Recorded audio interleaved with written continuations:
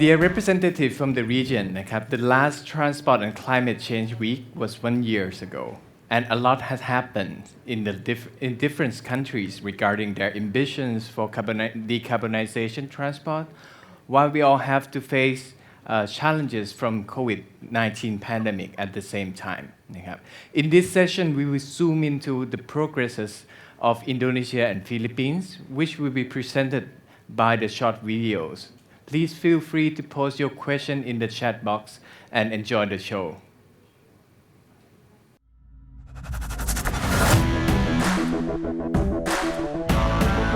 Assalamualaikum warahmatullahi wabarakatuh.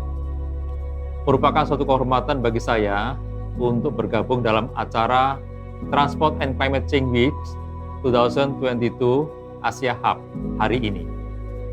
Belum lama ini, laporan IPCC mengungkap fenomena bahwa kita akan melampaui batas aman kenaikan rata-rata suhu bumi 1,5 derajat Celcius lebih cepat dari yang diprediksikan.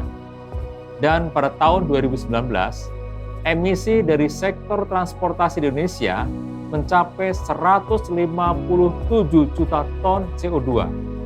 Tentu hal ini berdampak pada risiko krisis iklim yang semakin meningkat dan akan berpengaruh tidak hanya pada kerusakan lingkungan semata, namun juga kondisi perekonomian dan penghidupan masyarakat. Di sisi lain, tidak dapat dipungkiri bahwa kondisi perekonomian dan sosial di Indonesia juga mengalami guncangan akibat pandemi COVID-19. Secara ekonomi, pertumbuhan produk domestik bruto turun minus 2,07% pada tahun 2020 dibandingkan dengan 5,02 pada tahun-tahun sebelumnya. Sektor transportasi juga mengalami dampak yang signifikan, terutama dengan pemberlakuan pembatasan perjalanan dalam skala global, nasional maupun lokal. Saat ini, Kementerian Perhubungan sedang dalam proses awal implementasi BRT di 5 kota metropolitan di Indonesia. Dalam pelaksanaan kegiatan dan program tersebut, kami mendapat dukungan dari mitra pembangunan yang salah satunya adalah program KIZ, Sutrinama, dan Indebas. Pembangunan transportasi perkotaan dalam rangka memperkuat infrastruktur yang dapat mendukung pengembangan ekonomi dan pelayanan dasar merupakan salah satu strategi pembangunan dalam rencana pembangunan jangka menengah nasional pada tahun 2020-2024 di Indonesia. Sehingga pembangunan infrastruktur perkotaan yang salah satunya adalah penyediaan angkutan massal berbasis jalan atau bus rapid transit diharapkan tidak hanya dapat mendukung tercapainya target pembangunan nasional, namun juga menjadi solusi berbagai isu ekonomi, sosial, dan lingkungan akibat pandemi COVID-19. Kegiatan Kementerian Perhubungan yang didukung oleh JIZ Sutrinama dan Indobas sejak tahun 2018, baik di tingkat pusat maupun daerah, diantaranya penyusunan prastudi kelayakan BRT dengan lajur khusus di 5 kota, yaitu Bandung, Semarang, Makassar, Batam, dan Pekanbaru. Bantuan teknis untuk program by the service, baik penyusunan studi, kerangka regulasi, dukungan data maupun peningkatan kapasitas bagi para pengemudi, serta bantuan teknis untuk penghitungan potensi penurunan emisi gas rumah kaca di 5 kota. Investasi pada transportasi umum, serta meningkatkan perencanaan dan pengaturan perkotaan yang inklusif juga dapat mendukung tercapainya tujuan pembangunan berkelanjutan atau Sustainable Development Goals di Indonesia. Rencana Aksi Nasional Tujuan Pembangunan Berkelanjutan yang disusun oleh Kementerian PPN Bappenas menyampaikan bahwa salah satu target pada tujuan 11 yakni kota dan pemukiman yang berkelanjutan, yaitu pada tahun 2030 menyediakan akses terhadap sistem transportasi yang aman, terjangkau, mudah diakses, dan berkelanjutan untuk semua, meningkatkan keselamatan lalu lintas, terutama dengan memperluas jangkauan transportasi umum. Peran serta dari berbagai pihak, serta koordinasi yang baik antar berbagai kalangan, termasuk sektor swasta, filantropi, komunitas internasional, masyarakat, serta akademisi sangat penting sebagai upaya dan komitmen yang telah disampaikan dapat terlaksana dengan baik. Demikian yang dapat kami sampaikan. Terima kasih. Wassalamualaikum warahmatullahi wabarakatuh.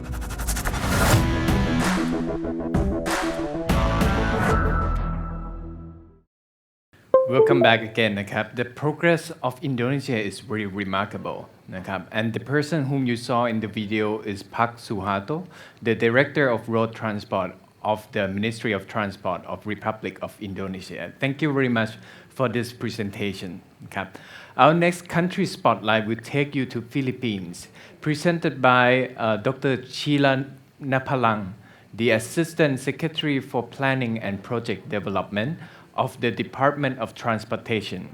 Please enjoy the inside view of Philippines.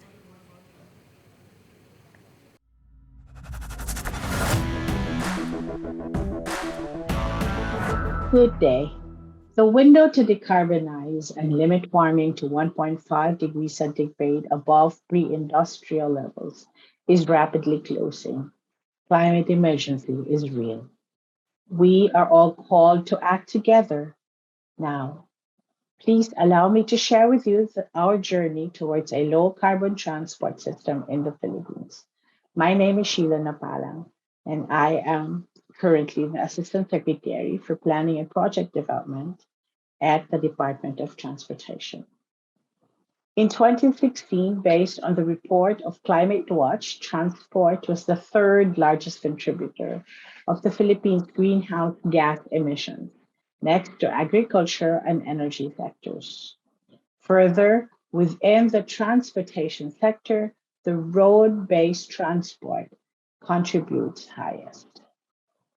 In light of this, the Department of Transportation submitted its unconditional commitments to the nationally determined contribution based on our existing policies, activities, and measures, which cover fleet modernization and inspection, modal shift, and infrastructure development, such as the Public Utility Vehicle Modernization Program, Motor Vehicle Inspection System, rail projects under the Build program, and the BRT projects in Cebu and Metro Manila.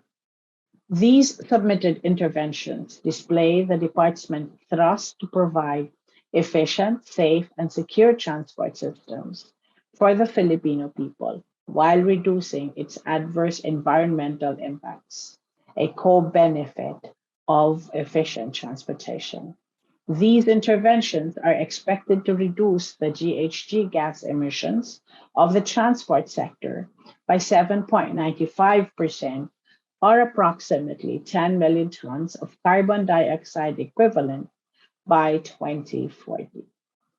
The expansion of the PUVMP beyond what has been submitted, as you can see, is still anchored on fuel efficiency. However, reduction of GHG can be maximized through the convergence to e-mobility. Fortunately, RA 11697, or otherwise known as the Electric Vehicle Industry Development Act, was recently signed into law. The bill includes stipulations that will facilitate the shifting to electric mobility, such as the development of a comprehensive roadmap on electric vehicles, which should also show where the installation of charging stations should be across the Philippines, and also requires that 5% of government and corporate fleets be made up of electric vehicles within a time frame prescribed by the CREV.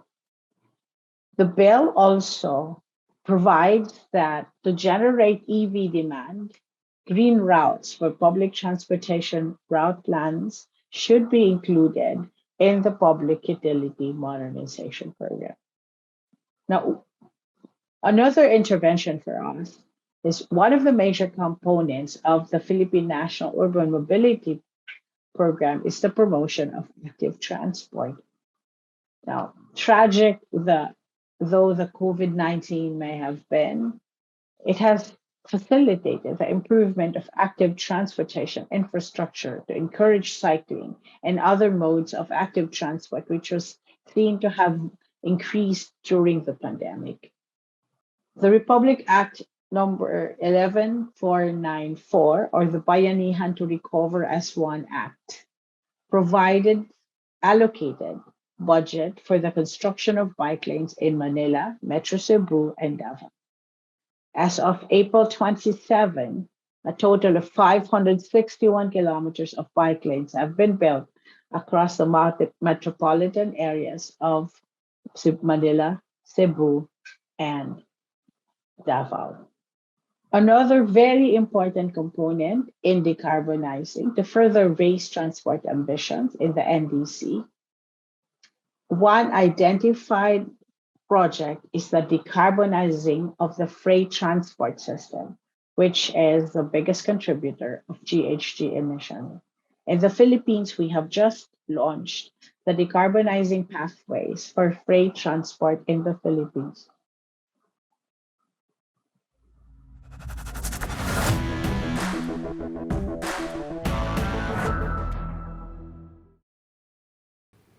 Thank you very much, Cap. It seemed that we encountered some technical problems Cap, with the video, so my apologies for our audience Cap, if you cannot view it or if it's not complete Cap, from your perspective. Cap. What just finished Cap, is the country spotlight of Philippines. Cap. As you can see, there's a lot of highlights on electric mobilities as well. Cap. Now we have some time to go into the Q&A session, and we have some questions that we have gathered from the chat box already. Joining with us virtually, we have Dr. Sheilah Napalang, the Assistant Secretary for Planning and Project Development of Department of Transportation, Philippines. Unfortunately, our representative from Indonesia, Suharto or Mr.Suharto cannot join us today. So but we only have the Philippines. Dr. Sheilah, are you in the line with us already? Yes, good morning from the Philippines. Hi. Good morning. How are you today, Cap? I'm okay. All right. So I hope you're exciting for the question that we have. It's quite a very informative video presentation. I have one question which is on the Electric Vehicle Industrial Development Act, which is, I think, is a very good foundation in terms of promoting EV in the future. Could you highlight a little bit more on this act? Why is it necessary to make it a legal framework for it? Thank you very much for that question. The EV bill is a very important component because it will support all efforts. Part of the EV bill, which is very important, is the development of a master plan of electrification of the not just of the transport sector. So that's very good. The second important component is it will also identify the charging stations. So part of the master plan is also development of the charging stations. The third one, of course, is the requirement of the bill that 5% of the transport fleet of both private and government agencies will now shift to EV, to electric vehicles.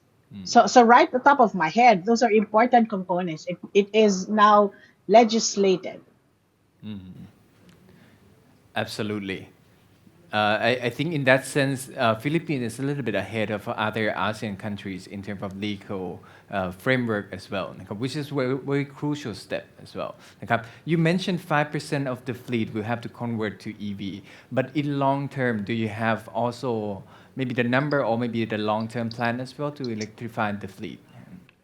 Thank you. That's a good question. But see, the other thing which I mentioned in the beginning is really that part of the bill is that there will be a development of a master plan for short, medium, and long term.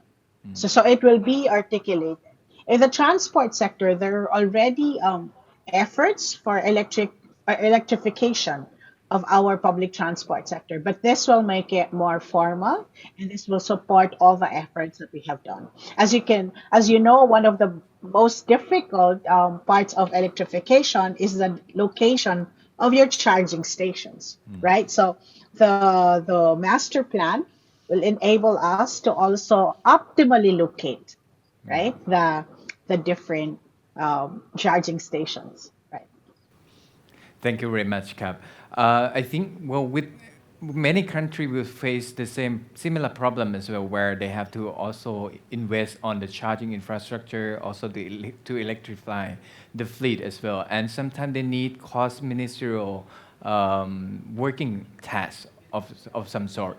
No, and I think perhaps could you shine the light how this act will also address on that and also enable the cross ministerial joint force together to develop the charging infrastructure, also the electrification of the fleet. All right. Well, the collaboration across ministries is already happening, even before the EV bill has been put in place. I see. Like the Department of Transportation works closely with the Department of Energy, and we see this as an even stronger relationship as we move towards electrification. And then, of course, we need to get the buy-in of the Department of Local Government Units as well as the private entities. I see. Thank you so much. I think the engagement of the private sector would also be very crucial for the next step as well. Okay. I have another questions on the freight transport, which also linked to the session before, where the freight transport is usually one of the blind spots, for many countries. Why? What inspired Philippines to focus on this, which is a little bit ahead of the curve, very proactive in this sense, and you have all my compliment for this for sure. Why do you want to focus on freight transport? What inspired you for that? Right. First of all, we're still starting, so don't congratulate us yet. But we have started because it's been shown that the freight sector has been neglected as part of as part of understanding the footprint of transport for climate change. So this has been acknowledged. The only difficulty for us was the funding and undertaking an actual audit, an inventory of GHG emissions, the fleet that are already serving the sector, as well as, because this is also part of it, the port operations efficiency. You see, one of the things we only focus when we talk about freight is we only look at the vehicles. But here we would also have another project which we will also look at the operations at ports, right, between the vessel and what is this, and the land-based vehicle. So if you ask me the inspiration, it's an acknowledgement of how important the sector is to reduce carbon footprint of the transport sector. So I guess that's the inspiration. We want to make sure that we would reduce the GHG footprint, the carbon footprint of the transport sector, but never never sacrificing efficiency. I see. That's a very good lesson learned, and I think this will also be very valuable lesson for other countries in Asia as well. So thank you so much. So one of the obstacle, not obstacle, but perhaps one of the challenge would be how to finance all of this as well.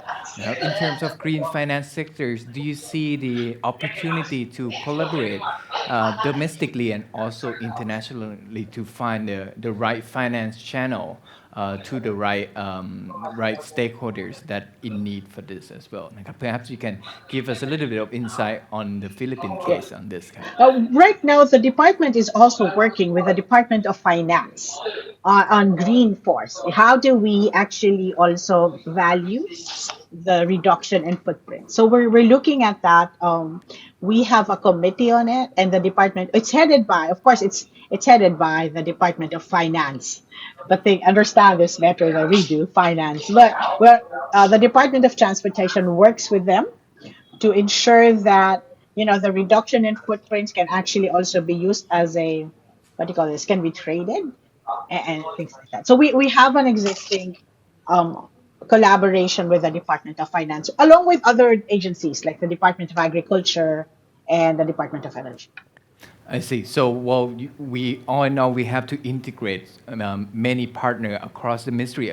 Usually, with the stakeholder that we usually work with before in the transport sector, I guess. Okay. Another question on still on the finance and but also relate to the private sector engagement as well. How do commercial banks in Philippines also play the role in giving finance into this in the electrification or the clean mobility as well? Yeah. That's a good question because right now, as I've mentioned, the bill has just been approved. But you see, in the presentation, one of the things that I mentioned was the fact that the in the local public transportation route plan, there's a green route, right, where we actually encourage private public transport to be, environment friendly, so e-vehicles, right? And so in our public utility vehicle modernization program, we actually cooperate with two banks. I'm not going to mention them. We have two banks who support us in providing loans for those who wish to improve or to upgrade their fleet. So right now, for the public utility vehicle modernization program, we're actually aligning with banks. Thank you so much for your answer. I think well, what Philippines has done is very integrated and very impressive for many countries as well. I think we have only a few minutes more, and it seems like we don't have much question from the audience anymore. But would you like to give There's a some? there's a question from Covarrubias. May I answer it? Yes, please. Do I have time? Do I Sorry, have but answer? I Okay. don't see the question. Would you mind Yeah. also Hi, repeat? Dr. Sheila. What are Yes. some of the programs and policies that the DOTR is doing to support just transition for PUVs in their shift to electrification? Kola, thank you for this question. But as I've mentioned earlier, part of the PUV modernization program is actually a support for your stakeholders who wish to transition to the PUV to more modern vehicles, right? So that's one. And we also give incentives for those who would be using electric vehicles. So there are incentives in registration, as you register your vehicle. So we have some policies, and we have policies in place to encourage them. But see, the bill, I would really have to say that the bill will now make it concrete because the bill would have a master plan for electrification. And I think that's very important. I hope I answered your question. Thank you. Thank you. We have one more question from the chat as well. How do we ensure that the freight sectors have sufficient fund for a low carbon fleet? Perhaps you partially answered this question already, but perhaps you have something to add on this as well. But that's a very good question. That's a really good question because right now, and I'm only going to talk about the Philippines. In the Philippines, our freight sector is actually privately run. So it's operated. The fleets, the vehicles are privately owned. So therefore, part of the study that we're doing, so therefore I cannot answer it immediately, but part of what we're doing is to actually look at the policies that would support the transition. And if we are able to also say that, if you have incentives in place, then we can also what do you call this? We could also encourage them. You see, the sector is not as I'm not quite worried because you have truck owners who are quite um, fun. Yet they have financial resources. So what we need to do is to really just add incentives so that they would understand how important it is to shift to electric vehicles. I see. I think for the freight transport, we see a lot of we have to explore further into the challenge as well นะครับ The case of Thailand, if I may share, is that we find there's a lot of small operators, which is a little bit difficult and increase the transaction cost for the financial sector to approach. No, and I think this is something that perhaps quite similar. Many countries would share this common situation as well. นะครับ Thank you so much for your answers so far. Perhaps before we end the session, would you like to give some final remarks since we have many, we are in international sphere right now. นะครับ Any remarks from Philippines to the global community as well? Oh, well, just to thank the organizers for NA for giving us this chance to share our experience. But I've always said that in anything that we do in the Department of Transportation, efficient transportation system is always, the reduction of carbon footprints is a co-benefit of efficiency. So therefore, it's very important for us to look at this problem from both perspectives, never just from the perspective of climate change. That has always been our foundation in moving forward. Thank you.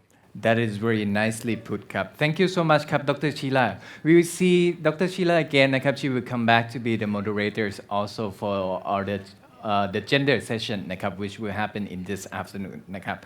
Once again, I would like to thank you, everyone who contribute to this session, including the one who developed the short video as well. นะครับ Our next session, นะครับ let's shift the focus a little bit. นะครับ So we'll focus on digitalization and its application in the transport sectors at the policy and operational level in Vietnam, in China, and in Indonesia. นะครับ Please stay tuned as we will welcome speaker live here with us in the studio. นะครับ And I will hand over to our moderators, Mr. Nuc from GSZ Transport Vietnam. นะครับ Mr. Nuc, please.